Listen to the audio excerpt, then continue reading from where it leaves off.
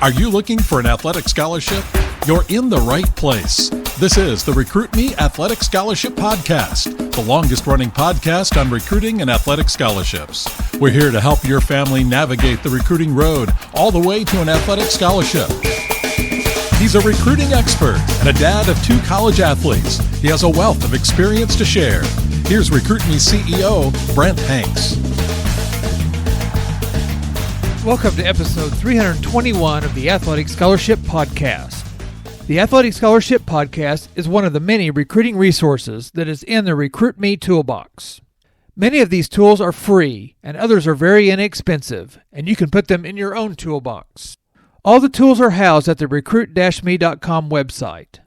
The recruit-me.com website is getting ready to get a new look and upgrade, and you'll be able to get the free Recruiting Power Pack, the free monthly Recruit Me newsletter, and the free weekly podcast, the Athletic Scholarship Podcast.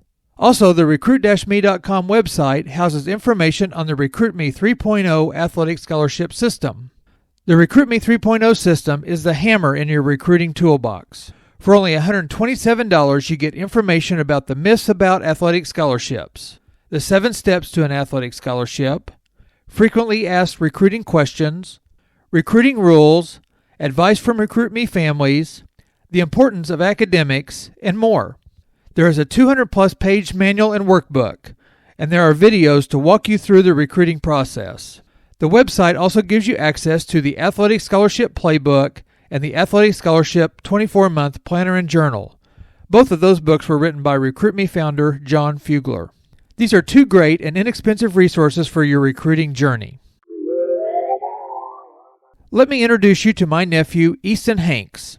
Easton just graduated from Westminster College in Fulton, Missouri. He played defensive back for the Blue Jays. Westminster is a Division III football program. During his career, his team and him played 10 games in his first year, only 3 games because of COVID his second year, and 8 games his senior year. He graduated in May of 2022 with a business administration degree, and over his 21 games he played, he had 36 tackles, 3 assists, 11 pass breakups, and 4 interceptions. Easton and my son Parker both graduated high school from Ozark High School in Ozark, Missouri, and played on the baseball team together, and Easton also lettered in football and was named All-Conference Defensive Back and All-District Defensive Back his senior year. Ozark is a 6A level school, which is the highest level in the state of Missouri. Let's get into the interview with Easton and learn how he ended up at Westminster after not playing after his first year of high school. Well, Easton, welcome to the Athletic Scholarship Podcast. Thanks for having me. All right. Well, we're just going to jump in and kind of tell your story here just a little bit. So tell us what you did after high school and how you ended up at Westminster College in Fulton, Missouri. So after high school, I went to OTC. I used my A+ money for a year. And then kind of halfway through the semester, I kind of missed football. I went to an Alabama-Arkansas game with my family. And it's kind of the atmosphere kind of drew me back into wanting to play football. So kind of started going on I think it was called Be Recruited or something like that. And I started putting my information in and reached out to Westminster College. And they reached back and went up for a visit and loved the campus, loved the school, loved the athletic program. So I ended up in Fulton, Missouri. And so did you know anybody in Westminster or what? How did they come up? No, I didn't know anyone. I just saw them and they kind of reached out to me. And so we just kept talking. I was talking to his name was Coach Villarreal, and he wanted me to come up and visit him. And so that's kind of how it happened. I didn't know anyone up there. So. And how far away is Westminster, Fulton, Missouri from home here in Ozark? It's about 2 hours and 40 minutes, something like that. And you said you went up and visited the coach and you visited the campus and really liked it. What did you like about the campus? Well, Westminster is kind of a historic college. They had Winston Churchill give a speech in the athletic gym where the basketball team plays. And then they also have a Winston Churchill Museum. And then they have like the largest Berlin Wall piece on their campus. And so it was a cool campus. It was kind of like an old timer looking campus. And they just got a new football field about 3 years before I got there. It was brand new turf. And so all of that kind of drew me in and loved the campus. And what level of play does Westminster play in? They play Division III football. Division III football. So there's no athletic scholarships in Division III football. Were you able to get some academic money through different sources? Yeah, I got some athletic scholarships academic scholarships from my transfer, and kind of my A+ money still kind of kicked in a little bit. How did they determine how much money you got? Was it grade point? Was it just classes that you transferred over from OTC, Ozark Technical College, or was it ACT or SAT scores, or do you remember? I can't remember what exactly it was, but I had a 4.0 transfer from OTC, so I think that kind of helped it out. And then I think it was kind of the grade point average and kind of all the credits, because I transferred to Westminster with 50 college credits, I think is what it was. So I had quite a bit of credits already. Tell our audience a little bit. A+ money in Missouri. What does that mean, and how did you get that? How did you get that money and be able to use it for a junior college? So A+ money is you go to either junior high school, or elementary schools, and you kind of tutor little kids, and it's like a scholarship thing where if you go to OTC, it pays for OTC for, I think, 2 years is what it is. And if you go to, I think anyone in Missouri, I don't know if I think it's any junior college or community college in Missouri, you're eligible for A+ if you did the work in high school. Yeah, so I think it paid for all of my OTC besides books, but I lived at home for free. And then I don't know what it does at junior colleges, but I'm sure it pays for quite a bit of it.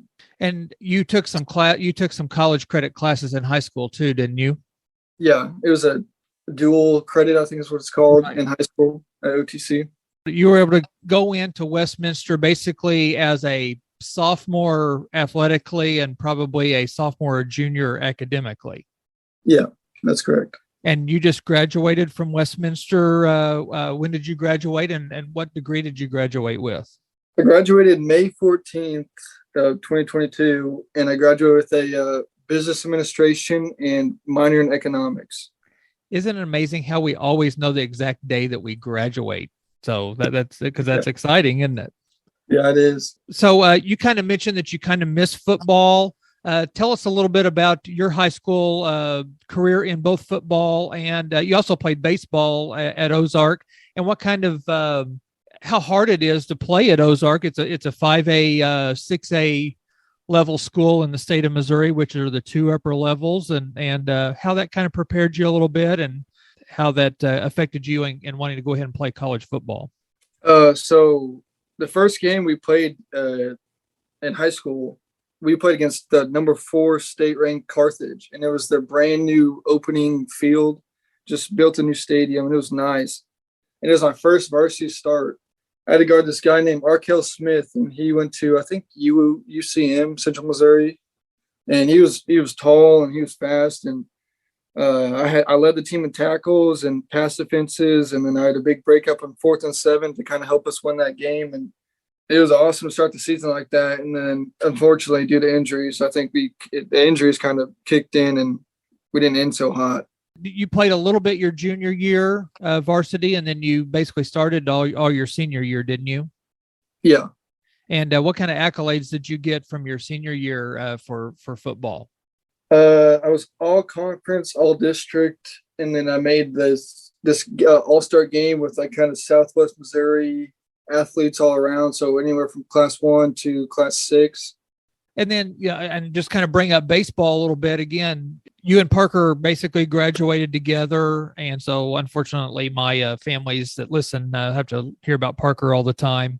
But you guys had a really good baseball team and had probably 10 guys that could play baseball, and you kind of the same action. You played some varsity your junior year, and then had a really good senior year in baseball too, didn't you? Yeah, we had a good team senior year. Probably should have won one state, because we had 2 D1 pitchers on our team and kind of just choked in the district finals to Kickapoo. Well, and I just actually mentioned in one of my podcasts that you guys get to play against a lot of good players, and Mason Hour is now with the Tampa Bay Rays, so that's one of the guys that you had to play against in high school. and no telling what other guys went on and played some Division I that you guys played against. So, Yeah. and the reason I kind of bring this up is you played at a high level in high school. How did that compare to the level of play at Westminster at a Division III type of school? So going in, I kind of thought, everyone always says D3, it's not really like that much competition. So I went in there thinking that. First game I go and I got to guard this 24-year-old wide receiver who's fast, and the quarterback can sling that rock. And so I go in there thinking like, oh, it's going to be no big deal. I can guard whoever. Changed my mind real quick after game one. There's some good athletes, good quarterbacks, and in D3, there's some good competition in D3. We had, I think it was 5 guys we had a guy transfer from Nevada, which is a D1 football program. Right. A kid transferring from like an Iowa JUCO, and then Big Ray came, and you've seen him, 6'5", 400 pounds, something like that. And then Meach, and he's another 6'4", 300 pounder. And, it's interesting to see those guys now to guard them in practice. And they were one of the hardest people to guard. Their footwork was incredible, and they were fast, and it was, and they could jump, and it's a different competition level for sure. A lot of people get that D1 mentality, and getting an opportunity to play a college sport, whether it's Division III, Division II, Division I, NAIA, there are good players, and it still challenged you. I got to go up and watch you play, and there are some good teams that you got to play. Where all did you get to go? You guys kind of got hit by COVID. So yeah. you played like 8 games your first year and only 4 your second year, and 7 games your third year, if I remember right. What kind of places did you get to go, or what teams kind of came in? Where were they from that you played against? So our conference was SELAC, and we're the only team in Missouri in that D3 conference. So we went to Minnesota. We traveled all the way up to Michigan, kind of Illinois, Iowa. We played Nebraska teams. So it's kind of all northern teams. Oh, I guess we played a team in Mississippi, but we didn't have to travel. They came to us. Yeah. But most of the time it was kind of northern teams. And once you get up to like the last game of my senior year, it was Minnesota Morris, I think. And it was snowing that whole game, and it was cold, and it was a different kind of, you're not used to it from playing in Fulton. Right. Yeah. You mentioned that you guys had a pretty nice new field. They didn't have like a lot of stands and stuff like that, but you had a great field to play on and practice on. What were some of the facilities like at other places that you got to play in Division III? I would say one of the best ones that we went to was Northwestern, and they were in Minnesota, and they had our stadium was supposed to mimic their stadium. Program kind of lied to us for building stands. Yeah. And I think Nebraska Wesleyan had the best complex that we traveled to. And fortunately we were enough to play there. And it was kind of cool to see different facilities and stuff like that. But I think Nebraska Wesleyan's college is pretty neat, and they had a nice workout room and kind of indoor fields and stuff like that. And it was cool to see. At Westminster, what kind of workout facilities, training facilities did you guys get to use? So we have 2 workout rooms. One is called Hack, and it's kind of like the recreational one where anyone can go use. And then we have a one for kind of athletes. It's called Water Room, and it's the locker room's down there right by it, and it's right by the football field, and that's kind of where all the athletes go and work out. And it had I think there was like 8 different racks or something like that, and then you got all the dumbbells and bands and whatever else you need down there. So it's kind of nice just walking across the locker room to either the field or the workout room. So it's kind of nice. They're all kind of in one area. And so you were at the Division III. You were never really lacking for good facilities or good training or anything like that, were you? No.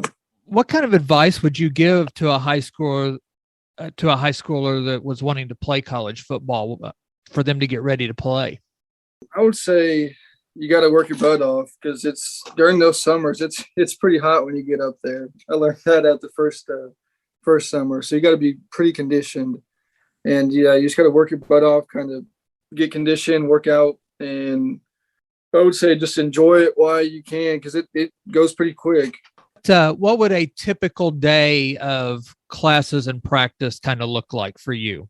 So I would probably wake up around 7:30, go to class at 8, and then we would have individual meetings at 10 a.m. and they'd probably last an hour, hour and a half. You kind of watch film and stuff, and then I would have another class after that. And let's say about 2 o'clock, you got workouts you'd go to, and then you have like a little rest, kind of go eat dinner, and then you got practice at 6 p.m. to like 8:30 kind of, and then you just kind of restart that day over and over. And you guys, when you went on your travel trips, you took like private jets and stuff like that, right? Yeah, I don't think we could afford that at D3. We took charter buses. We rented charter buses. Usually we had an offensive, defensive bus, and there's about, I want to say 55 kids maybe traveled, something like that. So we did have a travel roster. What was one of your takeaways, or a couple takeaways that you'll always remember from playing Division III football? I would say that the first year I went up there, I wasn't expecting to start or anything like that. I expected to be like second string, but over the summer I kind of worked hard and it paid off. So one thing I took away was, you always work hard, it'll always pay off in the end. And that one saying, it's like hard work beats talent when talent doesn't work hard. I thought it was always cheesy. And then, you go play college football or college athletes or whatever sports. And then it does, that saying actually paid off for me. As you went up there were probably defensive backs that were bigger or faster or stronger than you. And you got opportunity to play because you went out there and showed something different and probably showed a little hard work that maybe they didn't. Yeah. So one thing that kind of helped me is I'm not the biggest, not the fastest. So I was kind of always smart in football. I got that like football IQ kind of, and other kids didn't have that. So that kind of helped me out too, kind of studying film, and, I watch NFL and college football, and that kind of helps me out too. And so like also mentally is another challenge that other kids don't have, because they won't watch film and they won't know kind of techniques that wide receivers will have, and like how to run zone rather than just man all the time. You gotta know your coverages, because half the kids would get out there and they'd forget what a cover 3 is, or they'd forget the call, and then they'd get torched for a touchdown. As an uncle, I'm going to brag on you a little bit, but you were always a gamer. You anytime growing up, whether it's football, basketball, baseball, when it was game time, that's when you kind of showed out a little bit. And you had 4 interceptions in college football in 21 games, and they probably didn't throw to your side very often. Every time I went to see you play or watched you on the web, I'm like, they're not throwing toward Easton. So you didn't get as many opportunities, I don't think, to get interceptions, because you usually were thrown away from it. It looked like. Yeah, a lot of the times they would target other people, kind of other corners, because they'd give up like blown coverages. We did that quite a bit. And yeah. But yeah, so I just always knew the coverage, kind of knew how to play it, kind of watched film again, and just knew what the kind of tendencies of the receiver and quarterback would do, and kind of what route combinations they would do. And so watching film kind of pays off, and it helped me out quite a bit. Kind of going back to how you got to Westminster, you said you got on a website and kind of found Westminster, and then you contacted them, correct? Yeah, so I sent them my film kind of stuff, and they said we were interested, and they kind of texted me back. So that's kind of how this all happened. So when you sent them film, was that from that was your high school film from, did you guys use Huddle in high school? Yeah, from Huddle. How long were your highlight tapes or highlight videos that you probably sent to them? Do you remember? I think maybe anywhere from 5 to 10 minutes, I think. Yeah. So super long. And did you kind of do that, just put that together yourself? You got a hold of your football coach in high school, or you were able to access, I guess, your Huddle through a password, and you were able to put your videos together yourself? Yeah, so I emailed Coach DePay, and he said, yeah, I'll let you back in. So he gave me the password to Huddle, and I went back and made my own Huddle highlight film. Did you actually contact other schools other than Westminster?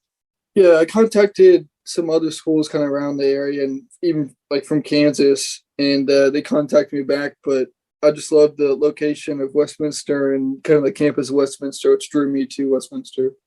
Just for the for information for the people that are listening, Easton's sister, my niece, is playing basketball at William Woods, which is also, it's a division or it's an NAIA school in Fulton, Missouri. So you got to look out for your little sister for a year or so while she was up there, didn't you?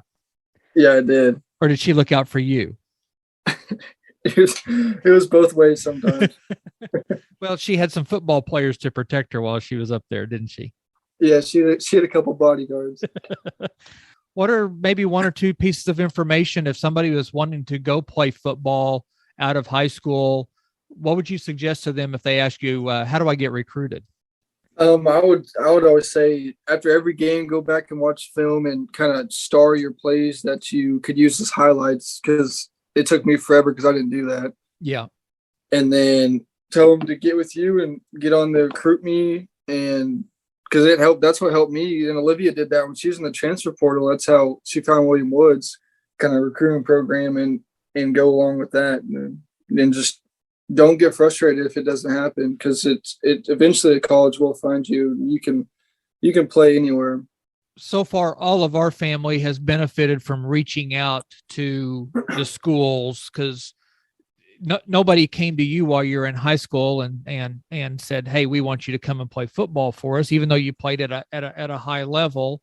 And really, Parker and Sutton the same way. Olivia got recruited a little bit through some of her basketball, tournaments and stuff like that. But you guys all got to go places because you actually reached out and got a hold of some colleges and did some research on them, and that's what we teach at Recruit Me. So, Easton, any other little nuggets of advice, either football, classroom work, or recruiting that you can throw out to anybody that's listening? One advice I would say is always go to class. Don't ever try to skip it. I know you're going to be tired after long days of playing sports and stuff, but you pay for the classes and it pays off to go to them, because most of the time, you're not going to be a pro athlete, and you're going to need that college education. And again, you went through the COVID stuff while you were in college. So you end up having online classes. And do you think in the long run, that's kind of a good or bad thing that you guys had to go through on not being seated in class? I think it's kind of a bad thing, because I'm going to be honest, I didn't really learn much during COVID, because you didn't really have to pay attention, and a lot of the answers were online. Yeah. Do you think that not getting to be in class and getting to maybe be around students or professors, that's one reason I think you go to college, is to meet people. And you've brought a lot of your football players down to the lake and got to meet those type of people, and those are going to be people that you're going to be friends with all over the country forever, but also for business purposes. You'll probably have a lot of people that you'll lean on down the road as you get into your professional life too. So yeah, COVID unfortunately has not only cut you out of ball games, but it also cuts you out of classroom and some opportunities and maybe some learning opportunities. But you basically got out of high school and graduated from college in 4 years. Is that right? Yeah, that's correct. 4 years. Yeah. So you had to put your nose to the grindstone and take care of business so you could get out. Did you have any thoughts about playing your fifth year of at Westminster? If they had a master's program, I probably maybe would have, but Yeah. since they had a master's, I just didn't want to keep going to class for no reason. Well, we're glad to have you back, and we're getting to play a little golf here together now that you're kind of back home and starting your profession. And is it kind of exciting to get out of school and start your life, or you would rather be back in school for a little while? It's exciting. It's a little different because, I still have some of my buddies going and my girlfriend's still going to college, and she's got to wake up and do homework, and I'm sitting there waking up and going to work, not having to worry about homework. So it's a little different, but I enjoy it. It was fun to watch you be a Blue Jay for I guess the 3 years, and it was fun to go up and watch you play, and excited that you reached out and kind of had decided not to play football, and then kind of had the hankering. And I think that kind of shows that if you go after whatever you set your sights on, then you can achieve it. So a lot of fun, and we enjoyed it. And we'll let you. You've had a hard day of work, so we're going to let you probably rest a little bit or do whatever a college graduate new professional does. What are you going to do tonight? I'll probably just be playing Xbox.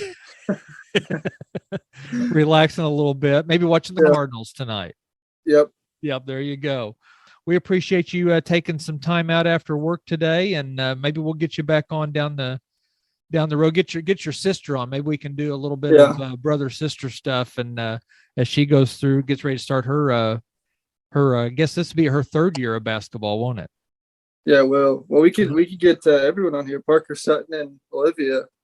Parker, Sutton, Olivia, and then Cody had an opportunity to go play too. So we've been blessed that all of you guys took advantage of sports, not only in high school but in college, and I think you guys will learn a lot of lessons from it and have a lot of great memories from it. So, yep.